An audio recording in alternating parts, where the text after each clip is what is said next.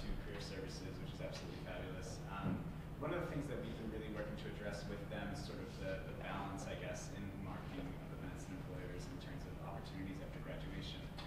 Because while we have a jam-packed on-campus recruiting season, typically the firms who can afford to come to that are banks, consultancies, and other professional services firms. And so students have the perception that there's not as many opportunities if you aren't wanting to go to one of these fields.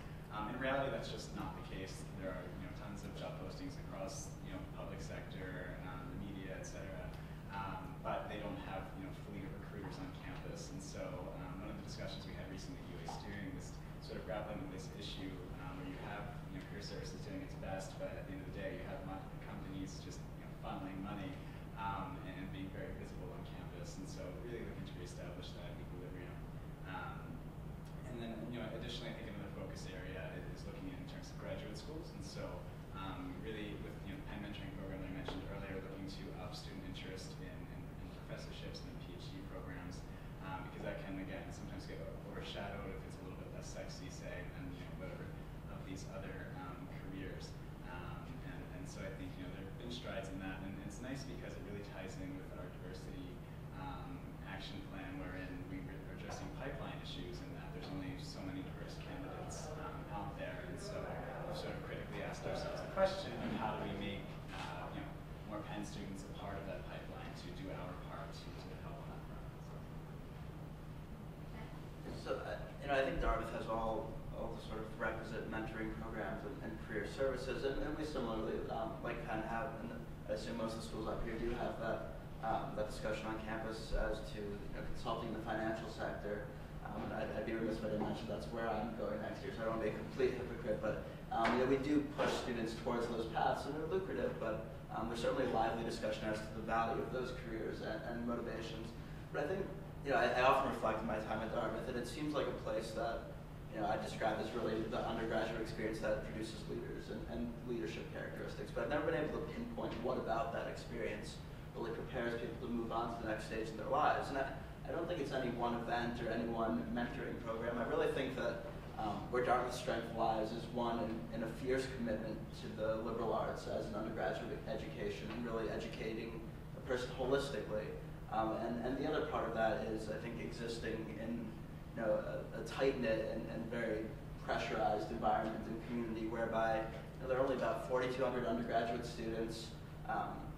People are forced to live together in a rather small space in a rather isolated community, and that doesn't leave much room for an escape valve. So when there are problems, people really have to hash them out, and they have to learn how to live side by side, how to govern together, and how to lead together effectively.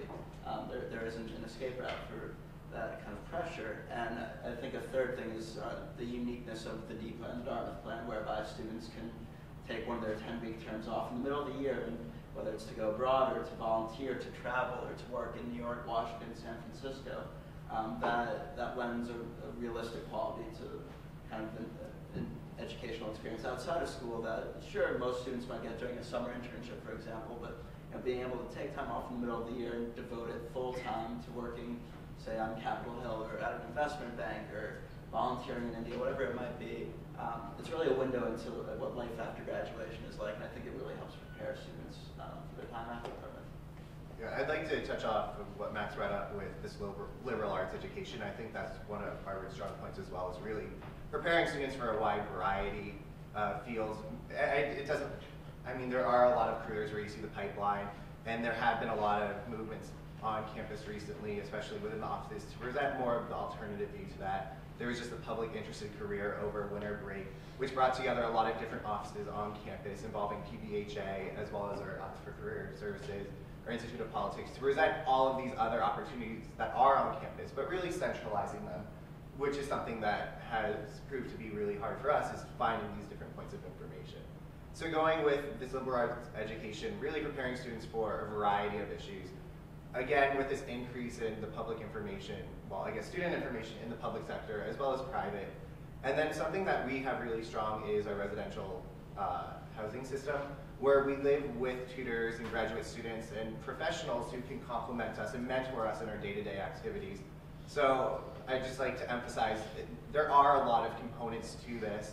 The administration definitely has its efforts with emphasis on the arts recently, which is President Faust's big initiative, where it's more highlighting the on-campus. The undergraduate council, we've also focused on off-campus art initiatives, where we launched the program UC Tickets, where we raffle off tickets each week to on-campus and off-campus, whether it's sporting events, arts events, or different activities that are going on to highlight on-campus activities, but also get students out.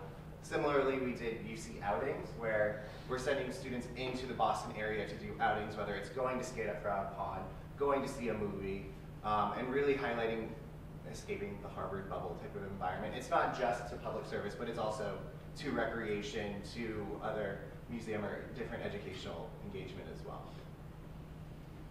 So what are some inter-Ivy collaborations you would like to see? Obviously, we kind of spoke of some stereotypes that a lot of people have about Ivy League students. How can we combat those, and what initiatives should we work on collectively to improve our overall student government? I guess one thing to start off, it's an issue that was addressed at the front of the panel, again, gender parity, as we can see here with us right now. It's something that the undergraduates took up about 2 years ago. That's something that we've been addressing, and we've been trying to make a lot of strides, meeting with the Women's Center, also the Institute of Politics, to look at our campaign process, and that's something that can be complemented through best practices.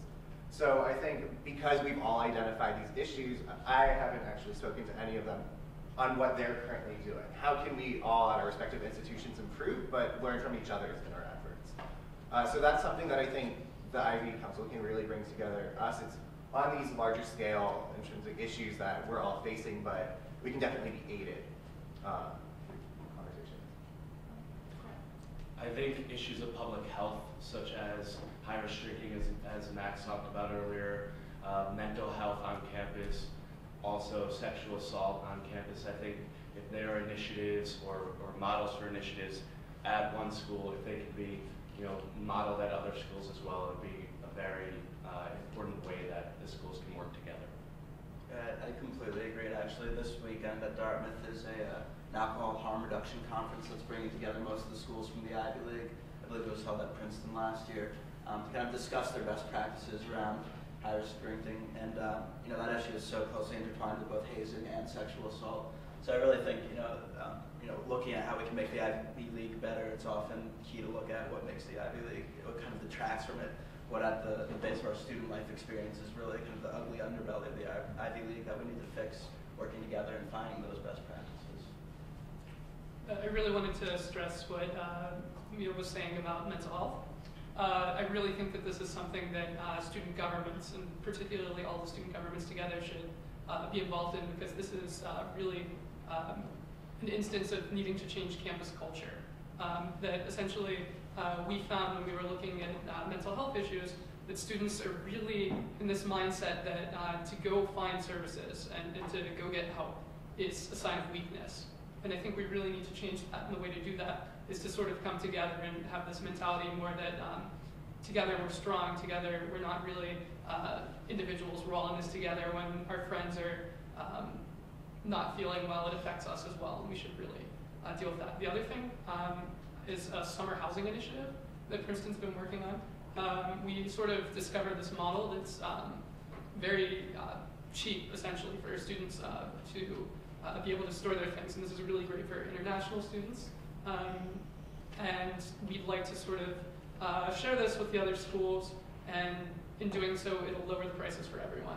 And this is something that's very important for students, especially in the Ivy League, since we all come from all over the place. And you can't really transport stuff out as easily. Well, I can jump off that real quick because we actually used Princeton's model this year in designing our summer storage program. Yeah. Which we worked on last year, and we found something, and it didn't work out very well. So we were able to, I believe we contacted your student body president, or someone else in the student government, I'm not sure who, and we've really come up with a model that we think will work much better this year.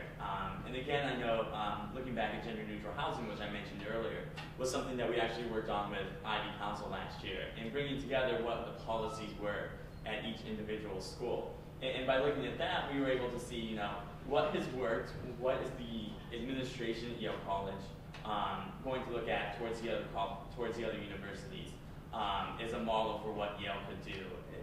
Is a pilot program.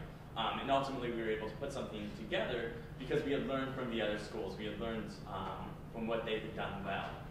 So I think it's very important that across the Ivy League that we work together on these issues and that we are able to reach out and find out what has been successful.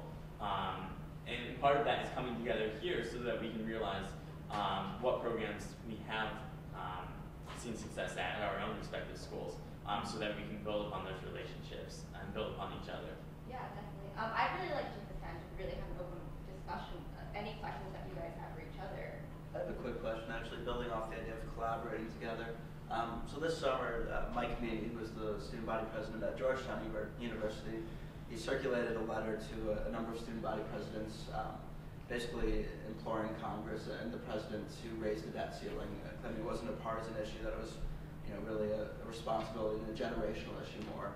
I was wondering, just as Dartmouth student government has never really been overtly political outside of campus, what role do your institutions, your student governments play in local and state and national politics? And do you think there's a role for us collectively as kind of the voice for kind of the best and brightest of our generation to get involved?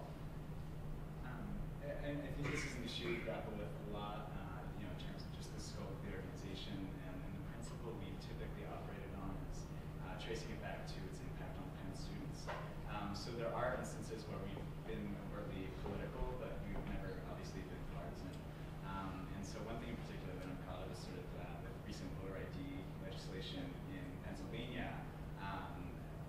We were essentially the reason that college student IDs are accepted as a ballot form. And so, yes, a highly partisan political issue, but we sort of stepped in, brought in the college Republicans and Democrats, and crafted a resolution and ended up calling and writing letters to our legislators that really just honed in on the specific portion that affected Penn students.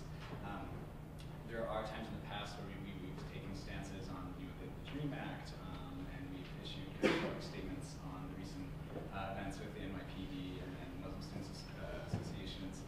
And so again, we do tread that fine line, but I think justifying it always comes down to, does this actually impact Penn students? And it always is a big debate, but it's something that I think we've had a lot of success with when we do it carefully. Columbia is starting a new program for voter registration, and I think that's something that a lot of college students, because we do absentee ballots a lot of the time, that is a complicated process that students aren't necessarily willing to put forward the work for.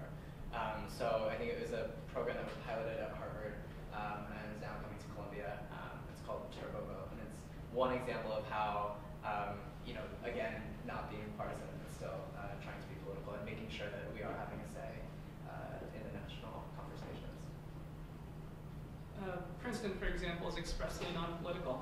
It's actually not within our constitution to really make these decisions. So we try to avoid that. But on the other hand, we see the value where if the student body is interested in assembling itself and coming up with some sort of petition or signing on to a petition like that, where it would be really great. But as representatives, we feel it sort of detracts from our ability to provide services for the students and also to advocate for policy within the student.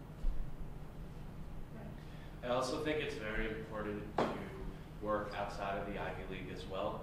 For example, I know students at Ithaca College were integral in working on the New York State medical amnesty law.